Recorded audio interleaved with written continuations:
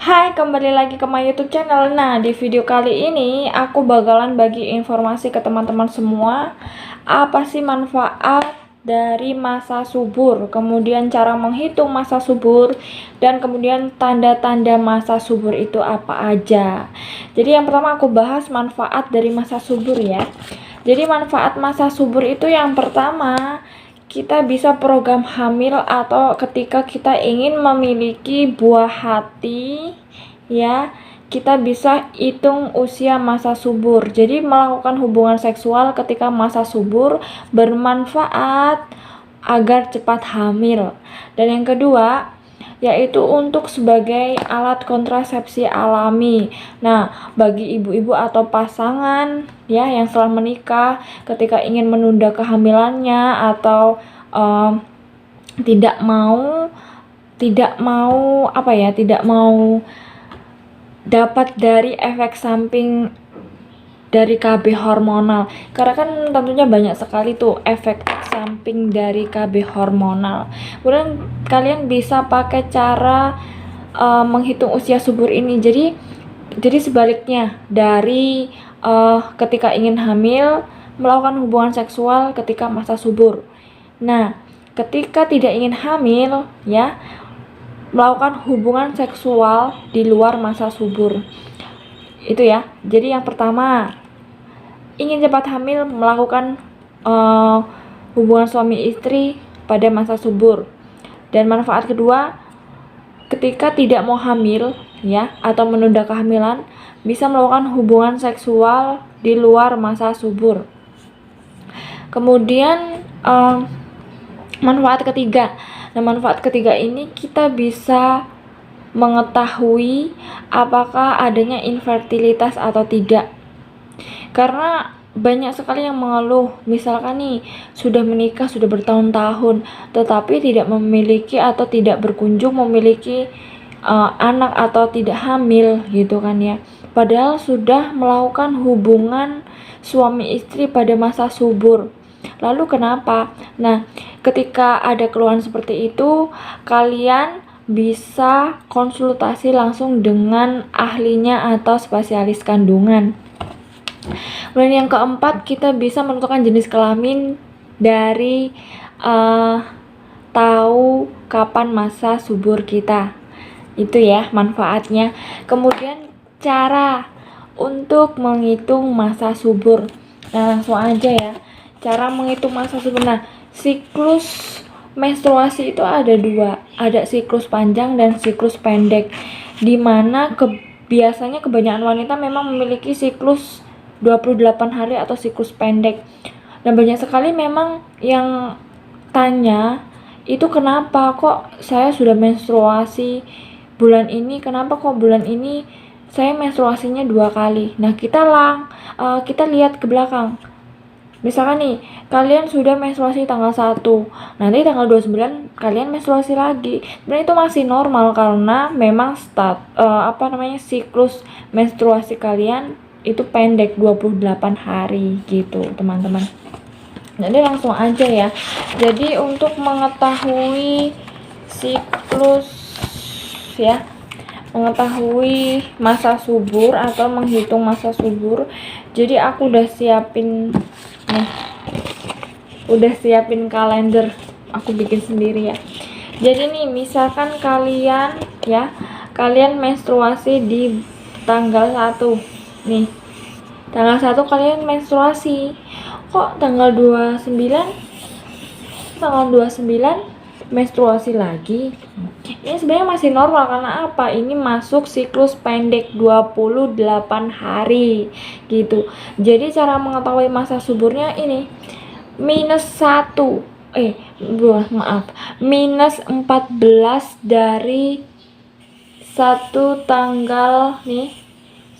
tanggal hari sebelum menstruasi selanjutnya.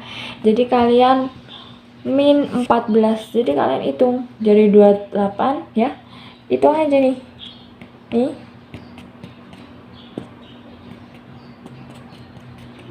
jadi jatuhnya di tanggal 15, ini 14 hari.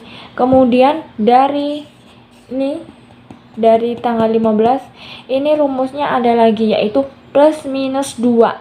Plus minus 2 ini, jadi dari sini, dari tanggal 15, kita minus 2. Jadi tanggal 14, 13. Kemudian plus 2. Jadi tanggal 16, tanggal 17. Ini, jadi masa subur kalian yaitu ini 13, 14, 15, 16, dan 17. Ini dimana adalah masa subur kalian. Ketika kalian ingin program hamil, kalian bisa melakukan hubungan seksual di dalam tanggal masa subur ini. Ketika kalian menunda kehamilan, ya, jadi hubungan seksual di luar masa subur ini, itu ya. Nah, lalu bagaimana cara menghitung usia subur, ya? Maaf, maksud saya masa subur ketika kalian memiliki siklus menstruasi yang tidak teratur. Jadi ambil, ini aku udah buat ya.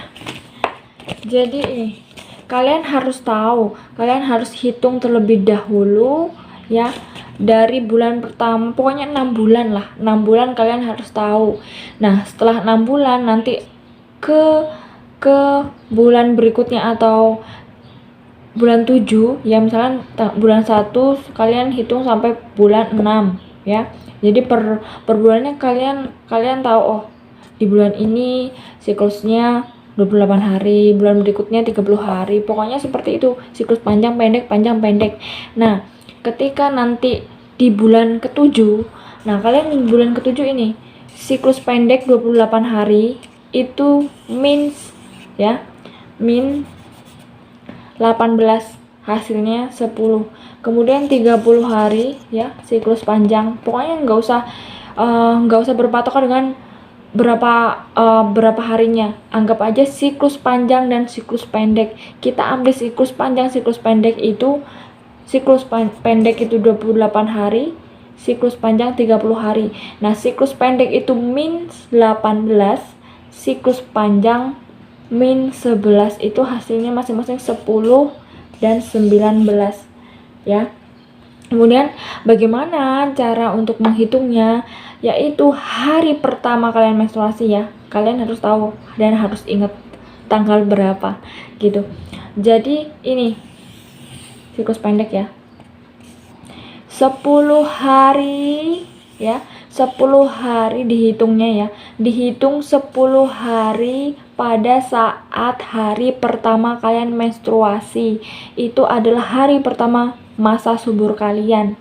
Kemudian 19 hari ya, 19 hari pada hari pertama. Jadi kalian hitung 19 hari dari hari pertama kalian menstruasi. Itulah hari terakhir masa subur kalian. Ya udah, saya ulangin sekali lagi ya. Jadi gini, ini tadi kan udah aku mins ya. Jadi siklus pendek itu min 18, hasilnya 10. Siklus panjang min 11, hasilnya 19 ya. Jadi ya, menstruasi kalian harus tahu tanggal berapa dan ingat tanggal berapa. Jadi nih, 10 hari dari hari pertama kalian menstruasi itu adalah hari pertama kalian masa subur. Kemudian 19 hari ya, 19 hari dari hari pertama kalian menstruasi itu adalah hari terakhir masa subur kalian. Oke, ya mudah-mudahan kalian paham ya. Jika nggak paham atau kurang ngerti, boleh diulang-ulang lagi videonya sampai kalian paham. Nah, kemudian saya udah kasih tahu ya. Yang pertama tadi adalah manfaat dari masa subur, dan yang kedua aku kasih tahu cara menghitung masa suburnya, dan yang ketiga sekarang aku mau kasih tahu apa sih tanda-tanda masa subur itu. Nah, tanda-tanda masa subur itu tuh pasti banyak sekali kalian ini merasa tidak nyaman ya. Karena apa? Yang pertama ini adalah keputihan, dimana banyak sekali wanita kalau ketika keputihan tidak nyaman, apalagi keputihan yang berlebih gitu kan ya, rasanya tidak nyaman. Nggak apa-apa, itu adalah tanda salah satu masa subur kalian. Yang penting itu tidak gatel, kemudian tidak berbau, dan warnanya itu tidak putih-putih pucat atau hijau. Itu tuh masih normal gitu loh.